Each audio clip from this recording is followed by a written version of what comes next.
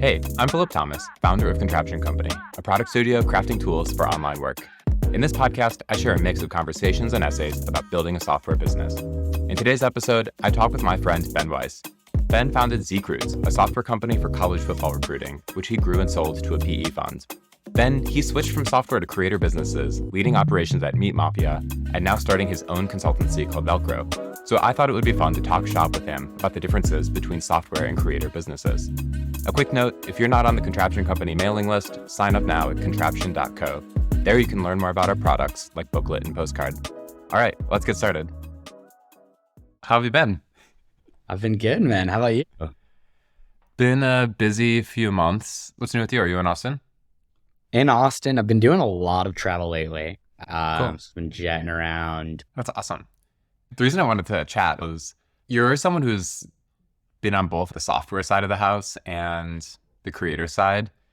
And I find that interesting because I think that the software business and the creator business are so adjacent, but I feel like each side doesn't really know each other and also doesn't know how to work with the other half. But I think that when they do figure it out, it can be like really awesome. So I know your first company was Zcruit, which was like a software company, and then you moved on to Meat Mafia. Maybe do you want to just give a quick overview of what was Zcruit, then what happened with Meat Mafia, and what is Velcro now?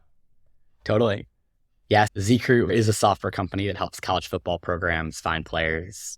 I started that one when I was a college sophomore. I was working for my college's football program in the recruiting department, came up with an idea for software that I thought would make our lives easier in the football recruiting world. And fast forward 2 years, by the summer after my senior year, we had a fully functional software platform that was being used by 13 Division I football programs, including USC, Notre Dame, and Clemson. And so decided to go full-time with it after that and wound up running that business for 7 years, sold it to the largest company in the college sports recruiting industry, and overall turned into a software platform just to help college football programs find players in the most easy and reliable way and get access to the most trusted data on recruits out there as well. So that was a fun chapter. After that chapter ended, decided that I wanted to dive into the creator world. And that was where my interest and energy was pulling me towards. And so signed on to run operations for the Meat Mafia, which is a creator brand that creates content around diet, health, nutrition, and the food system. So a lot of different spokes of the business, but started with a large social following. They actually started on Twitter, where they grew to 120,000 followers. And then from there started a podcast. There's a newsletter component. There's a digital marketing agency that's tied to it, a beef-based protein powder brand that the brand sells as well. And so I came on and ran the business side of things there. Did that for about a year, had a blast with that. And now with Velcro, I'm doing consulting for creators and creator brands to help them grow and monetize, and having a lot of fun with that too, now working with several different creators. That's so cool.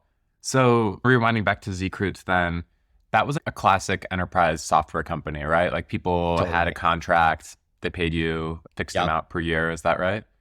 Totally. And did you have salespeople? How did you do the selling there? Yeah, I sold the first 50 Division I football programs myself, and then brought on a salesperson, brought on a customer success person at about 30 School Point. We had a full software development team as well. And so probably had a core 6-person team that was working with us across developers, customer success, and sales. Was there a point where that business switched from the main focus being building the product to becoming focused on sales? Like you felt like you had a good product? Ooh, I think that I always felt, even 7 years in when the product was best in class, best in market, selling really well, I always felt insecure, embarrassed about the product. It was never good enough for where I wanted it to be. But I would say probably 3 years in, that was when sales just got a lot easier. It started to be like, oh, we actually have product market fit. It was more like pulling teeth or more relationship-based sales at first. And then just really heavy with customer success just to keep people happy and to do a lot of just manual work or grunt work to keep customers around. Whereas the latter half of the business, people were genuinely really pleased and loved the product And so it was always a push to make product better. And there were always more evolutions where I wanted to take products. But there was certainly a time where it was clear we've got product market fit. Now these sales conversations are just getting a whole lot easier. And within that like product market fit process, was the journey to getting there more figuring out the products to build and building it, or was it figuring out the right way to sell the software? Oh, it's definitely on the product side. Okay. I figured out I definitely was not great with the sales stuff up front, starting off with just heavy demos of software. Then shortly thereafter, I just started asking people questions, and I realized I could sell my software without even showing people the software if I was just asking the right questions and having the right conversation. So it definitely was a product thing. And a lot of that came from effectively being a solo founder, and being non-technical myself definitely meant that product was more the lagging thing for a while with the business. And it was first time founder, didn't know what I was doing. And so over time, wound up cracking the code on that, surrounding myself with the right people and getting product to a good spot. But there's the quality of product, and there's two, the philosophy around product. And I think that probably that 3-year endpoint, that was when we really started on the right philosophy of product of, oh, this is what really matters, what people really want, what's really going to move the needle here. So is it fair to say that you knew how to make money the entire time, but figuring out how to get the product right was the big unlock for growing the business? It's tough because I bootstrapped the business. Yeah. I never raised, right? I guess I always put making money at the forefront. And would I say that I always knew how to make money? I wouldn't say that per se, but I think that I had a software product and I threw out a number and people over time paid for that. And then I worked on when people weren't using it or usage would drop off, would have hypotheses around, hey, why is that? And learned a lot from our customers, developed something that in conjunction with them, they really wanted and needed. And so, yeah, I guess so. Pivoting over to Meat Mafia, it wasn't your podcast you were joining, but I think, is it fair to say that you were joining at a time when they were breaking out in a way? Yeah. What did that look like for a creator business to break out? How is it similar or different from product market fit? And when, relative to becoming popular, did they start to become a business? Yeah, I joined probably, it must have been almost a year and a half into inception of the business. Yeah. And probably a year after they had launched their podcast. They started this brand in probably like December of 2021. And they were just creating Twitter threads. They were just writing Twitter threads about health content. And they started amassing a really big following on Twitter to the point where within a couple of months, they were at tens of thousands of followers. And so maybe it was 3 or 4 months after that, they said, hey, let's capitalize on this. Following this platform we have here, let's start a podcast. Yeah. And so started a podcast there, and they were just churning episodes. So they were doing 3 episodes a week and meeting with some top people in this health world, particularly in the world of health they operated in, which was a more holistic health, carnivore diet space. They did have a following and audience on the podcast, but a lot of that too was around just help them just juice their network in such a powerful way. Like they wound up getting these like big players in the health space to really fall into their network. And because of that, that started opening up some business opportunities for them. The first of which being some brands where the founders of these brands would pop on their podcast, said, hey, we really love all the stuff that you guys do on your personal Twitters. Can you like take over our Twitter account? Yeah. And so they said, yeah, we'll do that. And that allowed them to get some revenue coming in the door and enough to pay their bills and quit their day jobs. And so it was probably 6 months after that period where they quit their day jobs, probably a year and a half into the business starting to begin with, that I jumped on to run operations for them. And there were definitely a lot of issues when I came in. They had a serious bucket problem, no systems and processes around the things they were doing to make money. People would come in and fall out very quickly and easily. And it came to a point too where they just had so many initiatives that were going on. Like they were writing their own social content, creating their own social content. They had a podcast and a newsletter and this marketing agency, and they were spinning up a CPG brand and this and that. And like their probably other Yeah. things I'm kind of forgetting about right now too. And they were the only ones doing everything. And so I was one that came on in to say, hey, one, let's really formalize this stuff. Let's make this a business. Let's set up the right systems and processes here. And beyond that, let's delegate out a lot of this work that is currently consuming so much of your time so we can free you guys up to do the things that you guys are good at and best in class at. And it wound up being just a really fun partnership to work with these guys where I'd been the founder of my thing before, and then I got to come in and be a joiner, but joiner of a really fun, cool brand that was doing just a lot of fun, different creative stuff here. So it seems like a lot of these creator businesses have to think about value creation and then value capture is not automatically linked together. Like if we're talking about Mr. Beast, he makes cool YouTube videos and then he captures the value by selling chocolate or doing ads. A lot of the podcasts, right? You create value by having a podcast about something and then a Squarespace ad comes in and pays for the episode. And for Meat Mafia, it seems like they figured out the value creation of their media empire and then we're capturing value with this agency approach, which highlights that for these creator businesses, it seems like value capture can happen in a lot of different ways.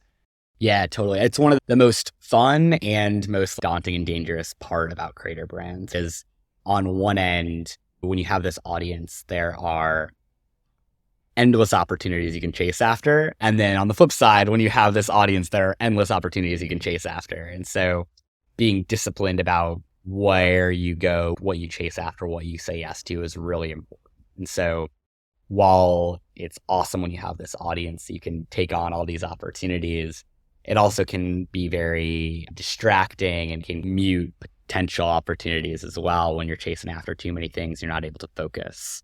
And so there are pros and cons to the cool opportunities that come from having this audience and monetizing in that way. One of the things that Meat Mafia seems to have done really well is they started as a media channel, then became a media empire. And what I mean by that is like started as Twitter, successfully went to a podcast, then they layer in some other things like newsletter. I'm assuming, were they on YouTube also? Yeah. So for these people that are interested in these early creator tracks here, it seems like when you succeed on one channel, you want to try to saturate all the channels. Did Meat Mafia successfully move their Twitter audience to YouTube? Or did they prove the concept on Twitter and then rebuild it on their podcast? How should creators think about that? It's really hard to actually know the flow, but the assumption that we would assume internally is that Twitter kind of became the avenue by which everything else would get marketed and advertised. And so we had this flow of Twitter into our YouTube, Twitter into our podcasts, Twitter into our newsletter.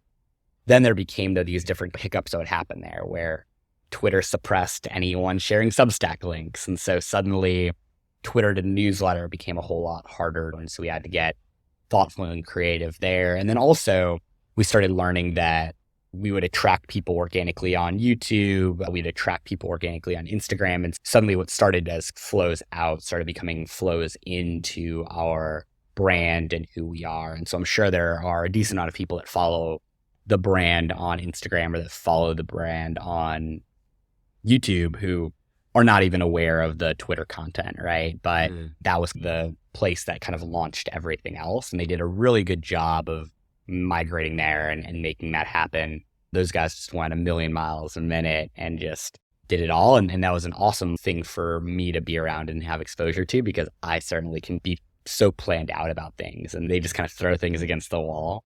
And there's a beauty in that as well, where it allowed them to get mass followings, make things happen on plenty of different channels as well.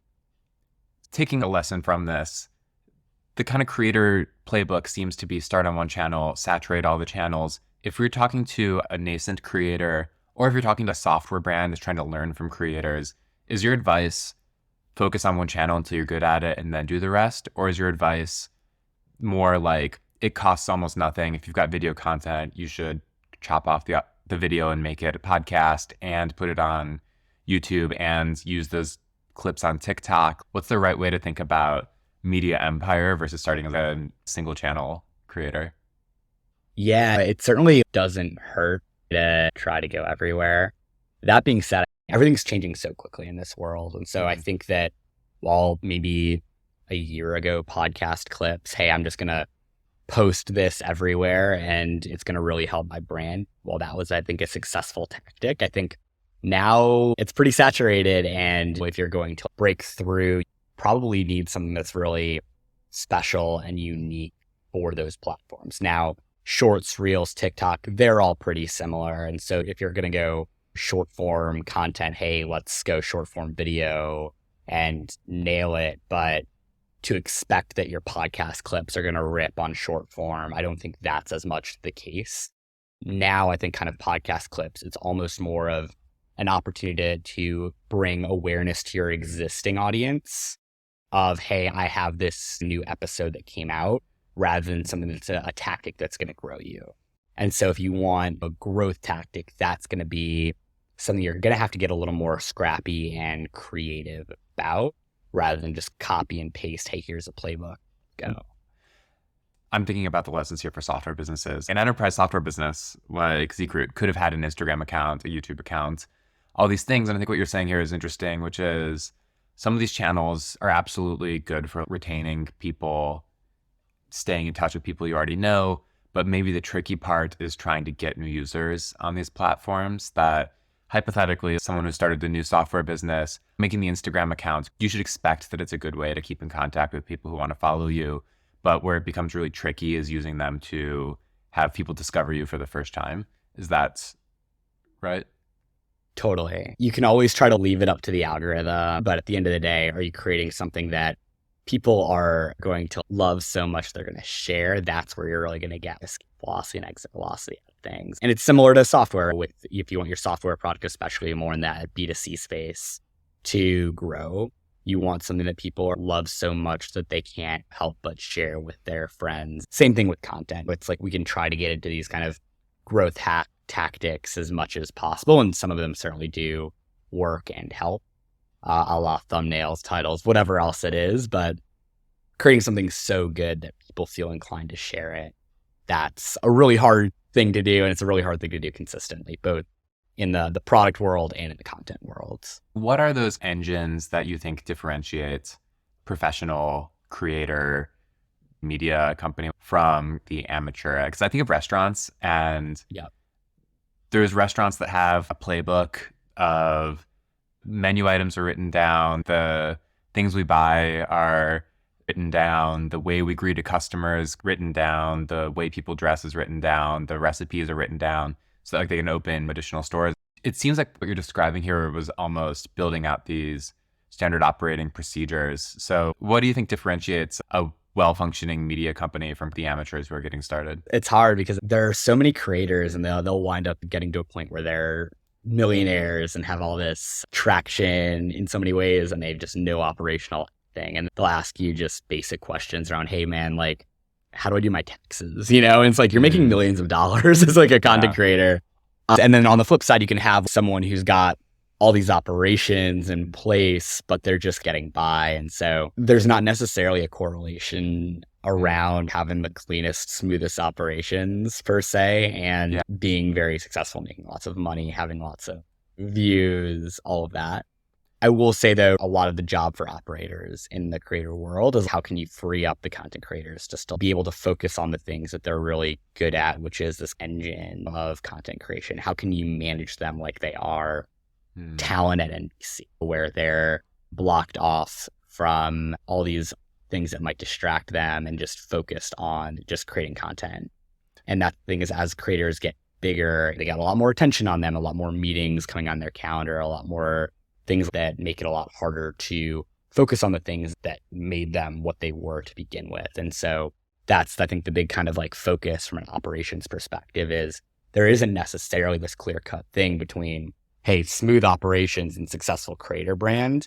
But if your creator is getting bogged down in all these things that they shouldn't be getting bogged down with, then their content's going to suffer. They're not going to be as on the ball. The quantity of content, the quality of content, all that's going to go down. And so how can you set up the systems and processes to make sure that the creative juices are going and flowing there, and putting those structures in place where you're not hindering the creative process too, right? You've got to have enough structure and processes to keep things organized and going, but Yeah. also enough looseness in place for people to lean into the creative process. I apply that lens of value creation versus value capture here. And it seems like what you're saying is these creators are really good at value creation.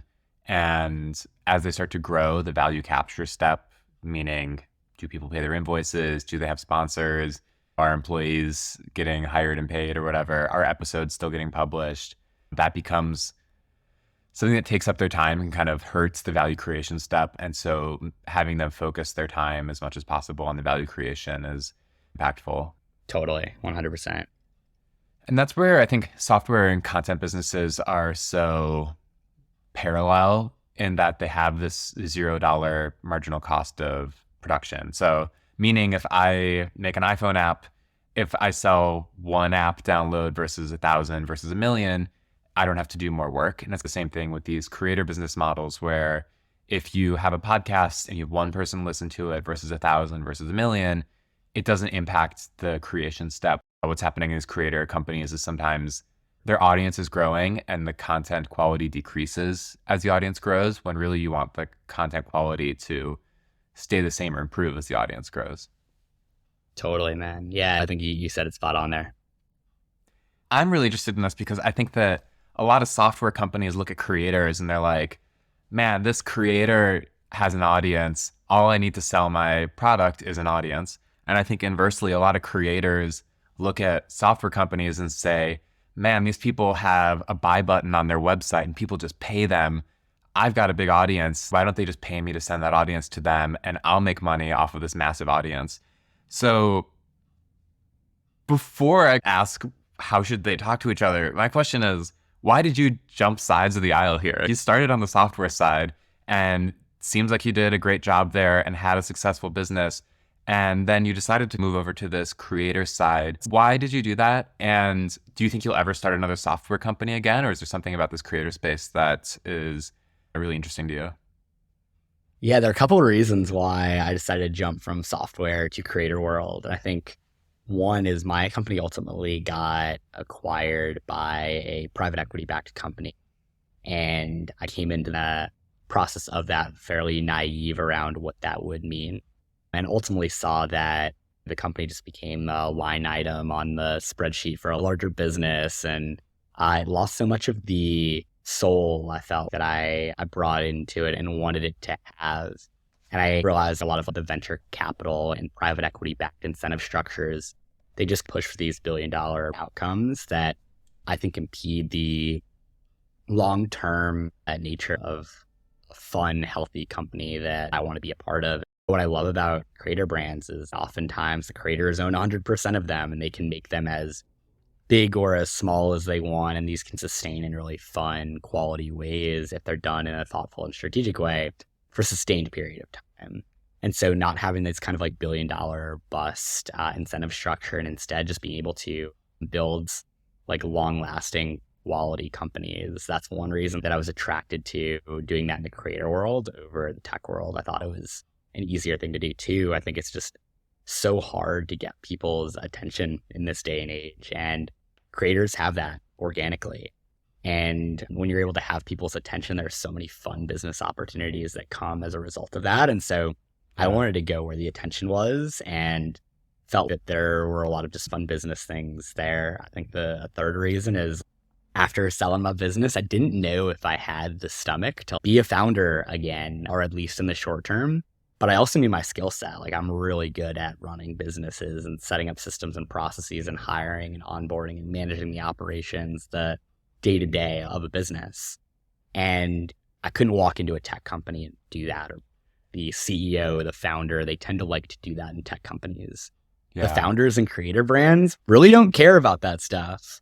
They just want to create content. They don't really care about running the business and the nuts and bolts of it all. And so I was able to, in the creator world, step on in and do the things that I'm uniquely good at in a way that is a lot harder for me to do as a joiner in the tech world rather than as a founder in the tech world. And then I think the last thing too is I think the creator world feels like the sexy place to be right now. I felt like a decade ago, if you were to say you worked at a big tech company, that was a really cool and sexy and prestigious thing. Like, oh, you work at Facebook or Uber or Google, like, wow, that's amazing. And now it's just a little like, I don't know, eye rolly or whatever to say you work in these big tech companies. And now if you're saying, oh, you work at Mr. Beast, people are like, wow, that's so cool. That's so sexy. And there's this kind of sex appeal to working in the creator world too. That does also appeal to me. Man, this is just a fun energy. It's youthful. It's energetic. It's where I feel like big tech, there's a lot of just punch the clock 9 to 5 malaise. Whereas in creator world, there's just a lot more of just youthful go-getter energy. We're going to change the world. That I think I was really excited about with tech a decade ago. I love this book, World After Capital by Albert Wenger, who's one of the VCs at Union Square Ventures. And he surmises that the scarce resource of the information economy is attention. That in the industrial age, it was capital being able to make factories and scale up production. But that in the information age, it's where are you putting your eyeballs, where are you putting your time? And what you're saying is interesting in that these creators are successfully competing against massive Hollywood studios. When you're watching a YouTube creator for 30 minutes, there's an underappreciated idea, which is the Netflix show that maybe cost tens of millions of dollars to produce is not getting the time that this YouTube creator with a selfie stick and low budget is capturing. And there's something really fascinating about that. Just anyone being able to become a creator. And it's popular among kids now to say, like, I want to be a YouTube creator when I grow up. Totally. Like over 1% of the world's population is watching every single one of Mr. Beast. That's crazy, you know? It's insane. So if you're talking to a high school student who's trying to figure out what to do in college, what to do for work, how would you explain software versus creator and how to choose which path to go down? Or are they super complementary and you think they should know about both? It's tough because there are these vocational skills that are very unique and independent to each, right? If you are a software engineer, you're going to be doing that in a tech company. More likely than not, if you're in sales, you're going to do that at a tech company. If you are a video editor or producer or audio editor or whatever else it is, you're going to be doing that in the media space. And then there comes to that weird world that I sit in of generalists, of people that don't necessarily fit into one of those square boxes as much. Like entrepreneurial people, right? Yeah, entrepreneurial people, right? For a while, I thought, hey, I'm entrepreneurial. And what you were saying about attention, right? It's this very scarce resource. I want to build my own following and audience so that for any entrepreneurial project that I do in the future, I can have an increased likelihood that that's going to have success. And I realized pretty quickly on that wasn't me. That wasn't who I was. I have so many friends who are natural at creating content, at building followings. Yeah. That's just not something that comes natural to me in a consistent way. And so I think if you've got that kind of it around creating content, building an audience, heck yeah, go for it. Because I think there's so many fun, cool opportunities. And I've seen that from so many friends that open up, whether you're doing that from a business venture or just independent in other ways that come from that. Heck, even where I broke into the world of football recruiting, it started as I was blogging on the internet about football recruiting, and I had one of my articles get picked up and discovered by the head of recruiting for Northwestern football, who offered me a job in his office. Yeah, put out content and see what can happen, especially if you have a certain specialty or an interest or something like that. But if you don't, there's still other opportunities where you can break in and provide value. But I do think from a core, if you're just an undecided entrepreneurial person trying to figure out what to do, I think you're probably going to have a lean one way or the other naturally of I'm a tech person, I'm a software person, I'm a dirty job, sweaty startup, whatever person, I'm a media person. I think just follow the interest and it's all going to work out. A lot of these companies, though, like early startups, are hitting this wall of how do I get users? It's like kind of the classic make something and people will come idea is increasingly not working. And ads have become so competitive where ad network prices to acquire users are super high. And there's this allure of creator businesses and that it remains more egalitarian in the sense of your blog post could go viral and get tens of thousands of views and result in thousands of signups, and you don't have to pay an ad network for every single person that visits your website. And I think a lot of software people, as they're thinking about their businesses, whether it's a developer tool or enterprise software product or an app, even hypothetically like a VR startup coming out of YC maybe that wants to try to get some users, these software companies are wondering, what should my content strategy be? And I'd be curious what your advice is for software companies, because I think I could see a spectrum here of advice ranging from focus on the product and don't worry about the content versus there's a bare minimum of stuff. It's not that hard. Like literally make a demo video of your product, put it on YouTube, and it's not a full creator suite, but just talk about your product, all the way to like full on trying to make YouTube videos and doing day in the life of software creator things. I'm wondering what you've seen and what you think is the future. And is there something that you think is low time commitment, but has the potential for high payoff that these software founders should really be thinking about? At the end of the day, you just need to go where your audience is and be able to provide them with real value. There's not a playbook for it though, right? Like if you just have a boring developer tool that is whatever, right? You're not going to make just like pop because you've got an audience or a brand. I think that's one of the interesting things you've seen some creators try to launch consumer social apps off the back of this big following, and those fizzle out pretty quickly. The caliber of your product matters a lot. And so I think oftentimes it feels like that's more of an excuse around having a fine product. Like, hey, if only I was able to get this in front of the right people, people will care. Like usually that's not the problem as much. But I think at the same time, you and I know are both big fans of 37 Signals and what they've done over there. And I think I recently was listening to Jason Fried on a podcast, and he was asked, hey, you started this thing 25 years ago. Could you?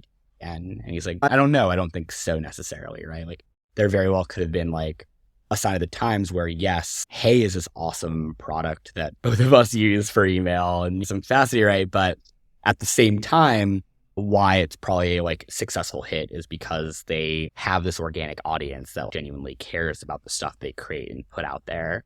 And if they were to try to launch Hey without that, would that have been a success in any way, shape, or form? I don't know, right? Like maybe not, probably a lot less likely to have been.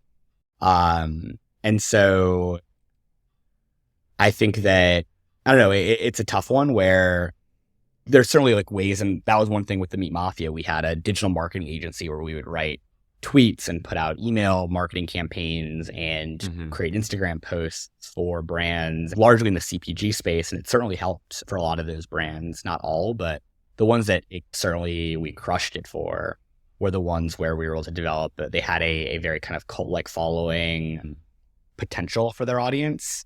We were able to give them like a really fun, punchy, unique voice. Like the brand wasn't too like restrictive on that. And then we had one brand we worked with, this brand Farmer Bills. They're a biltong kind of beef jerky type of brand. And we got about 10 million impressions on a tweet for them, and they sold out of their inventory on just this one tweet. And what happened was they put out a whatever tweet about Beyond, and Beyond Beef quote tweeted it or replied to it or something. And then we put a zinger out after that around Beyond Beef that wound up just going mega viral. And it's like having an us versus them is always helpful. Having this kind of something incendiary in certain ways, that us versus them, that's certainly been something that 37 Signals, right? They've leaned into heavily as well, right? Pick an enemy and go after it. But just because you have all of those ingredients, have an audience, have whatever, it'll maybe get people to check you out a little bit, but it's not going to sustain you.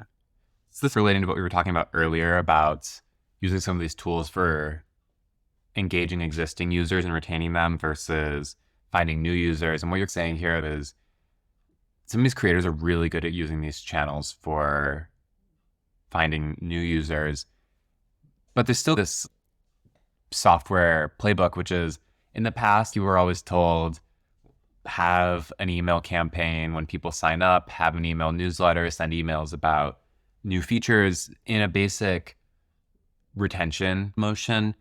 Do you think that that basic retention motion for any generic software company should be updated to include media strategies outside of just email? Or do you think that for most companies, focusing on email is totally fine nowadays still? Yeah, I think email is still a great tool. I don't think email is going anywhere, gone anywhere. Newsletters are still fantastic mechanisms to have and are the pillars for a lot of creator brands. And this whole concept of owning your audience critical, especially in a world where you very well could get shadow banned or worse from a big tech platform. Like owning your own audience critical.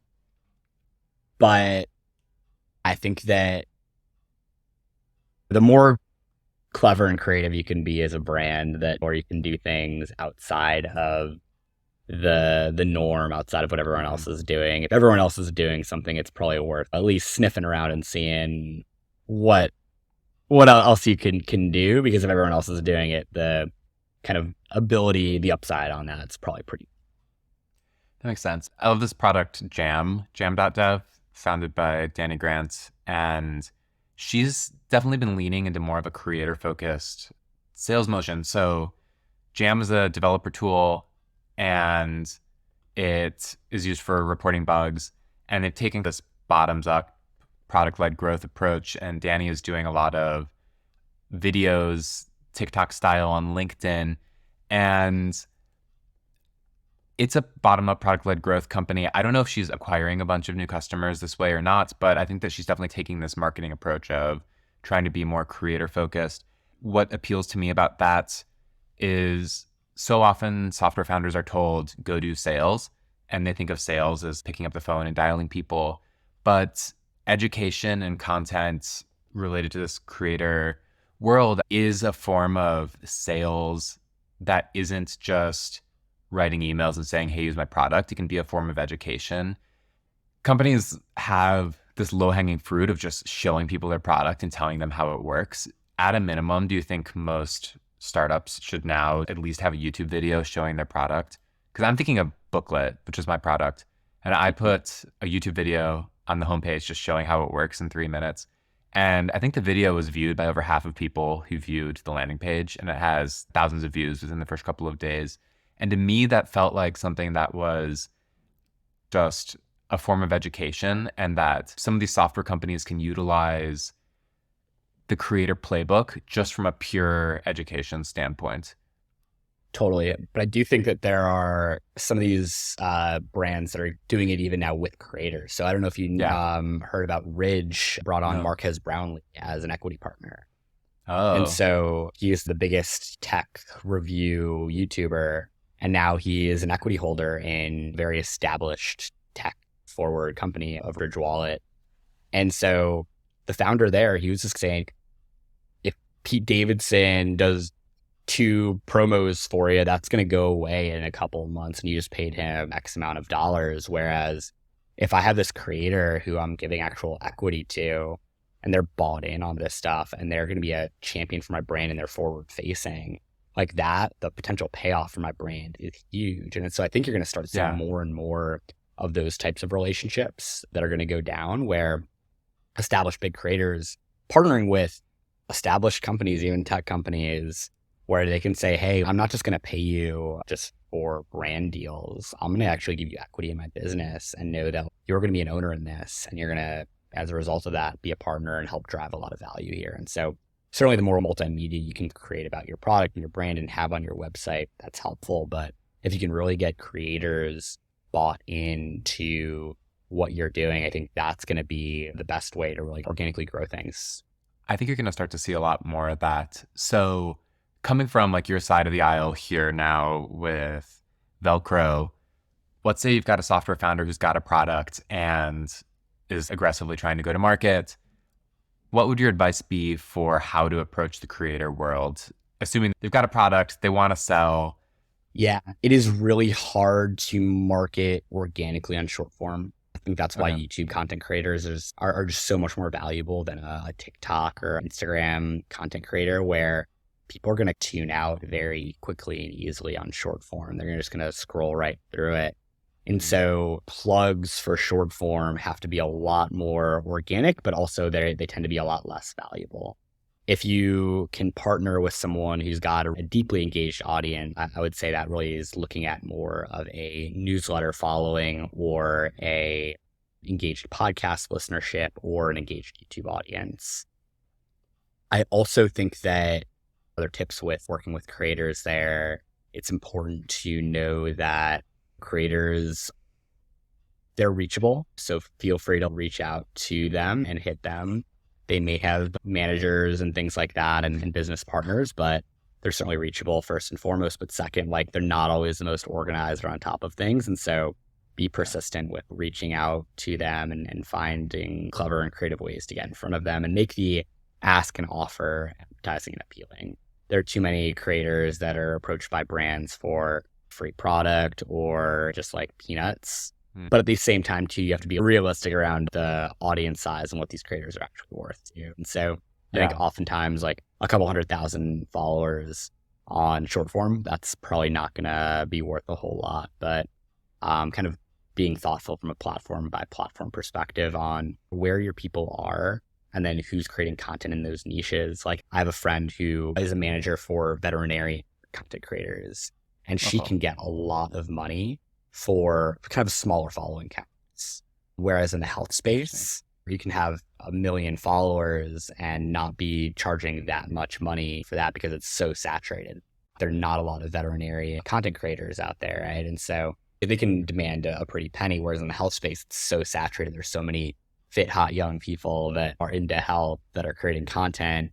So if you're a brand, you can be a lot more diligent and tough when it comes to what you're asking for. So it's really industry specific too on what the asking price is going to be.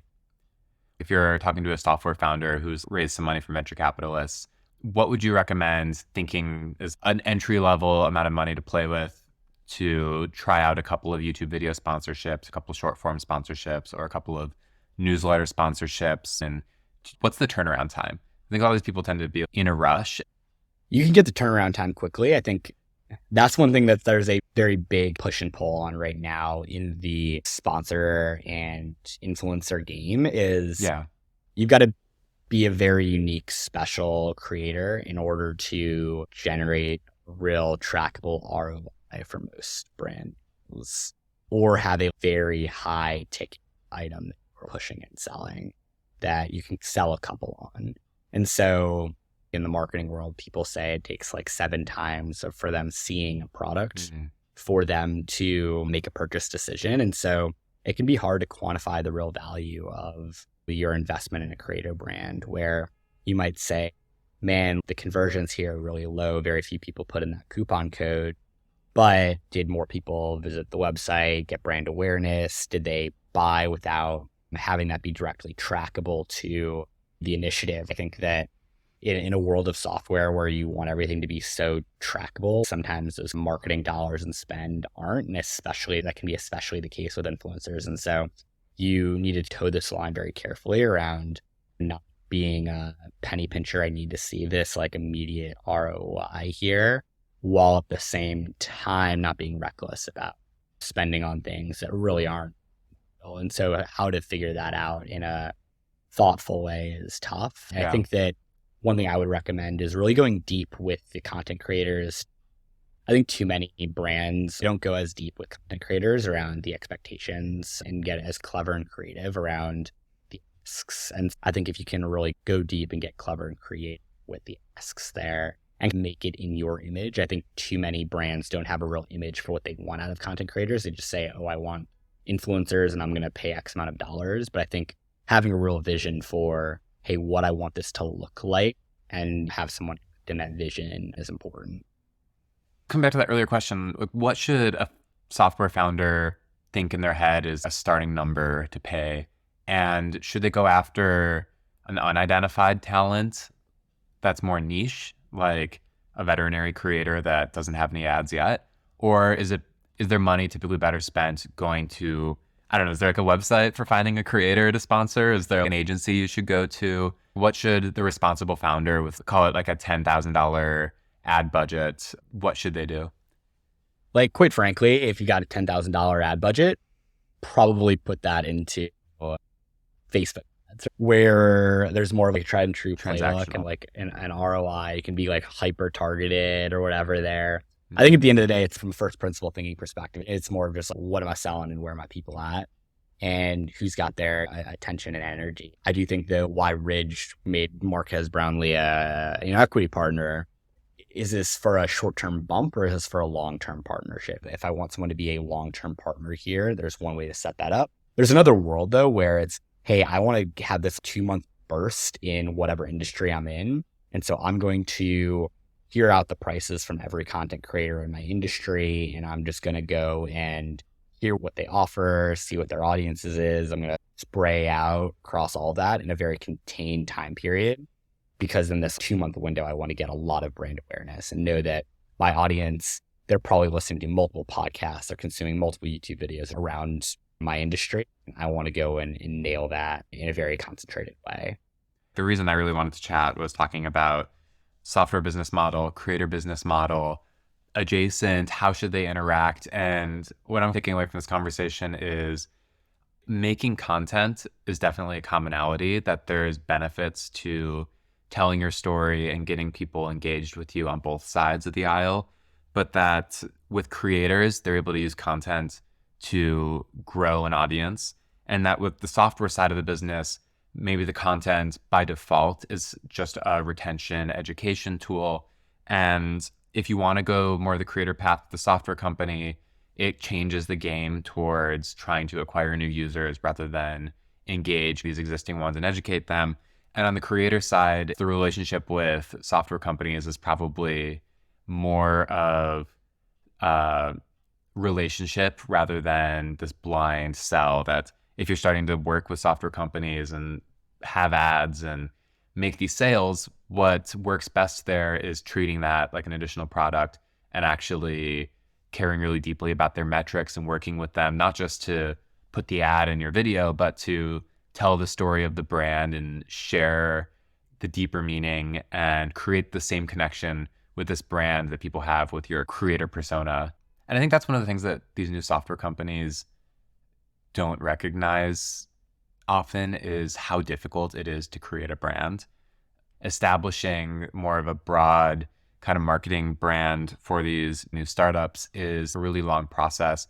And I really like what you're talking about with why you moved over to the creator side, like the longevity there is it definitely seems like one of the things these creator businesses are doing well, that software businesses are not doing well, is tapping into this longevity, because working on a creator brand for 3 years is sometimes how long it takes to break out.